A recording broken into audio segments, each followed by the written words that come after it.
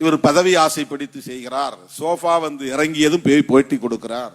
பணம் கொடுக்கிறவன் அதுக்கு வேற வழியே தெரியாது அவனுக்கு, அப்படியே கொடுக்கணும்னு நினைக்கிறவன். அது நீ சொல்ற மாதிரி நூற்றுக்கணக்கான கோடினா எப்படி சோஃபால கொடுத்து அனுப்ப முடியும்? அவங்க அரசியல் செய்யறாங்களாம், நம்மளை டேமேஜ் பண்றாங்களாம், நம்மளை காயப்படுத்துறாங்களாம், நம்முடைய தலைமையை பலவீனப்படுத்துறாங்களாம். என்னை பற்றி எனக்கு தெரியும், என்னை மதிப்பிட வேறு எவருக்கும் அந்த ஆளுமை இல்லை, அந்த வலிமை இல்லை.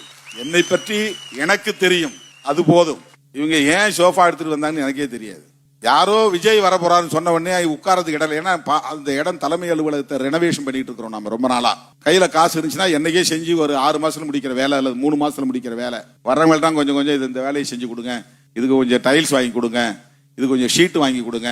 இந்த விழுப்புரம் மாவட்ட தம்பிங்க தான் அந்த ஷீட் வாங்கி கொடுத்தாங்க, தருமபுரி தம்பிங்க அந்த டைல்ஸ் வாங்கி கொடுத்தாங்க, இப்ப புதுசா வந்து சேர்ந்த தோழர்கள் இந்த சோஃபா வாங்கி கொடுத்தாங்க. இப்படிதான் வந்து நாம செய்யறோம். அதனால இது 3 வருஷமா நீடிக்குது, இன்னும் அந்த வேலையை நடக்கல, முடியல. ஒரு தலைமை அலுவலகத்தை செஞ்சு முடிக்க முடியல. உடனே சோஃபா வந்து இறங்கிருச்சு. அதுக்கப்புறம் திருமாவளவன் வந்தார். அது ஒருத்தன் சொல்ற குற்றச்சாட்டு. இன்னொருத்த வந்து இல்ல அவர் வந்து துணை முதலமைச்சருக்கு அங்க பார்கெயின் பண்ணிக்கிட்டு இருந்தாரு, அது வந்து முடியாதுன்னு சொன்னதுக்கு பிறகுதான் இங்க வந்திருக்கிறாரு. அப்புறம் வந்து பார்ட்டி ஃபண்ட் கேட்டு பிரச்சனை பண்ணிக்கிட்டு இருந்தாரு, அது நிறைவேறிச்சு போட்டிருக்கு, அதனால்தான் வந்து ஆதரவு தெரிவிச்சாரு. இது ஒருத்தனுடைய குற்றச்சாட்டு.